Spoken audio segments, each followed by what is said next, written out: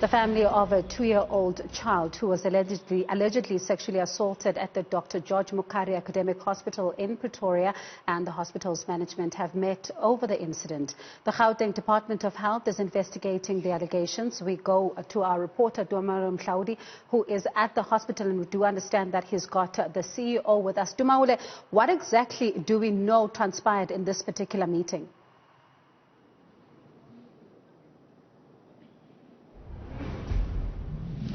Well, a very good afternoon to you, and this is exactly what we are waiting to find out.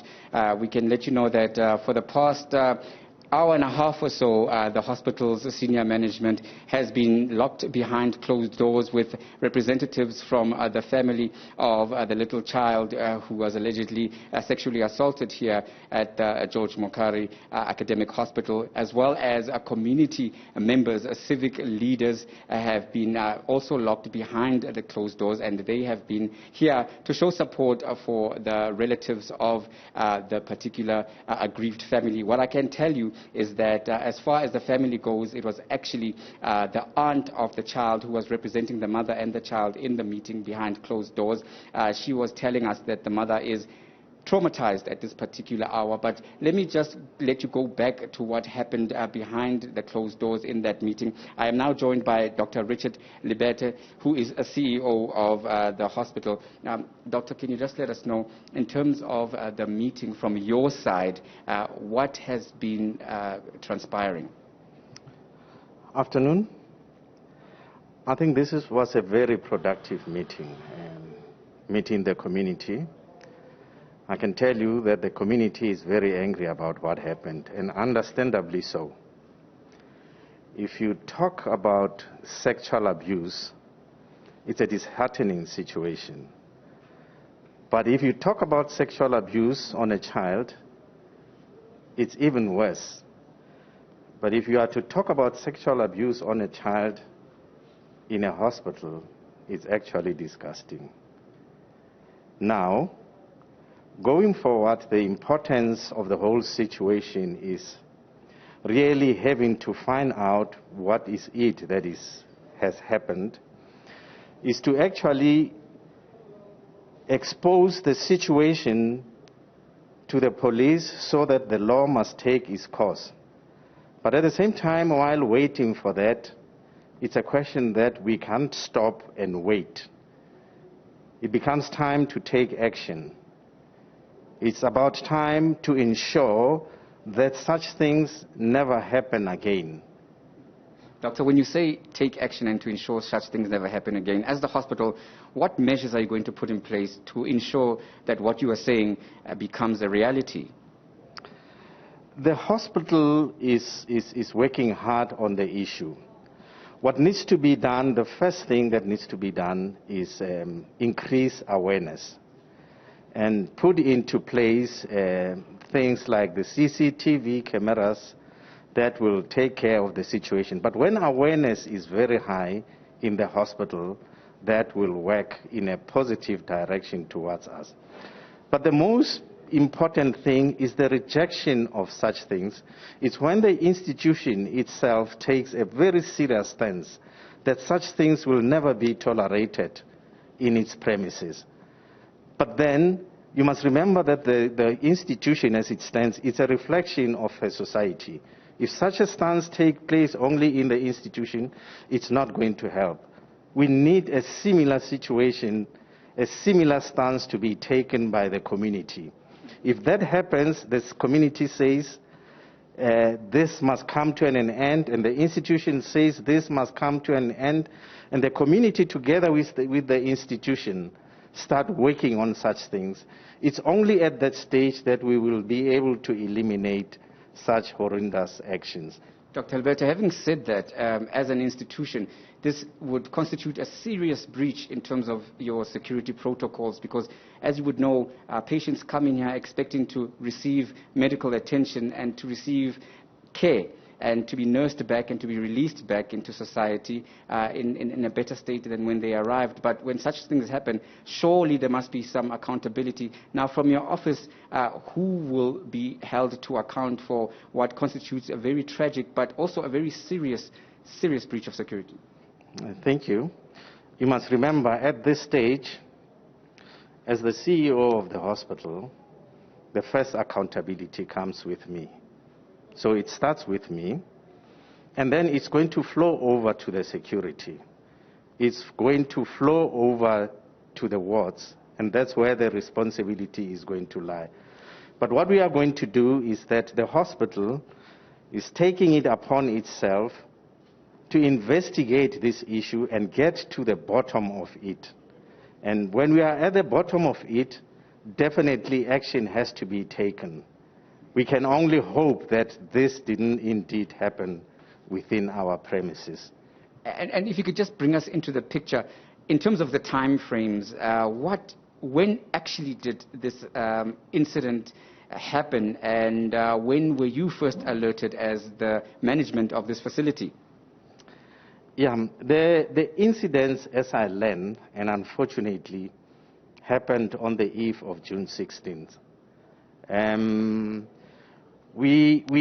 I particularly only got to know about it, I think last Wednesday, during a media inquiry. And at that stage, I immediately took action to actually find out what has been happening, which ended during this weekend when I was here on Saturday, when I checked with almost most of the staff that were involved in that situation. And I can tell you as I speak now that the staff is as much traumatized as the family. They were even talking about being cancelled because, and that's the reason, because none of them seem to be knowing what actually happened. We can't actually put our fingers onto it.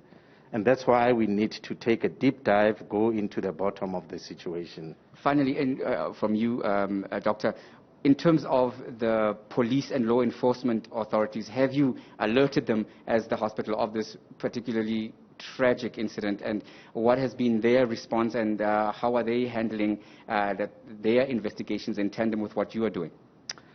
Yes, the police have been informed. Unfortunately, by the time that the police were informed, action had been taken. A case was already open. At a provincial level, a general has taken responsibility hereof. And when I asked him about the details, he said, with the case number, they already know where to find the person, the family, and they will follow up. And indeed, as it has happened, I got a response from the lady, the sister, to the aunt to the victim, that they were visited by the police. Such that this is a very serious situation which is taken up by the police. There'll basically be two cases that goes with it. It's a criminal case which is being handled by the police, and then there'll be this internal investigation.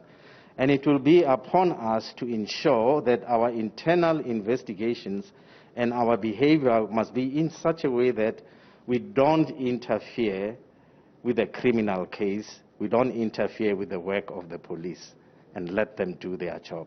Thank you. All right, thank you very much. Now, if I can just bring in Mr.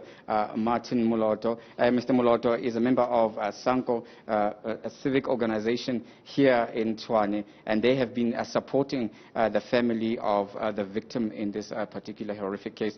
Mr. Moloto, as SANCO here in Tshwane, firstly, what is your impressions of the outcomes of the meeting that has just taken place here?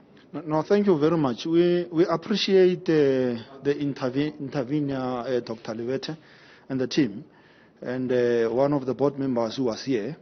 And we are going to continue to work with the office of the CEO. And we appreciate his thinking around us, because we have raised sharp issues, and then he was not crossed with us. But what we are saying, and we are going to send a very strong message, that you people out there, weak men, who continue to destroy the lives of our kids. That child who was raped is our children, is our child. We are saying to you, you must feel ashamed that you raped an innocent soul. But what we are going to do in moving forward with Mr. Lethebe and the office of the MEC, there are things that we have requested the office of Ntate Lethebe. Things like open up a desk within your office that will be able to liaise with yourselves on community issues, that you are able to bring the experiences that he got so that you are able, to educate our people on the ground, to even educate those who are continuing to assault and do gender-based violence on the poor souls. We are going to continue to work with the office of Ntate Lethebe, and indeed, change is going to happen.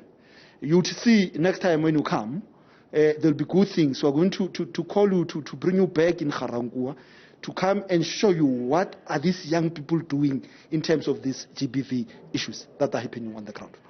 Now, thank you very much. That was the view of the community in terms of Sanko, which is a civic organization that is based here in Garangua. And they're coming through very strongly, suggesting that there need to be processes put in place to ensure that such a thing doesn't happen, but also highlighting again the issue of gender-based violence and awareness and sensitization and education and outreach programs having to be conducted in communities to try and prevent these type of shocking incidents from happening. And as far as that particular situation goes, that's the latest right here from the George Mukhari Academic Hospital.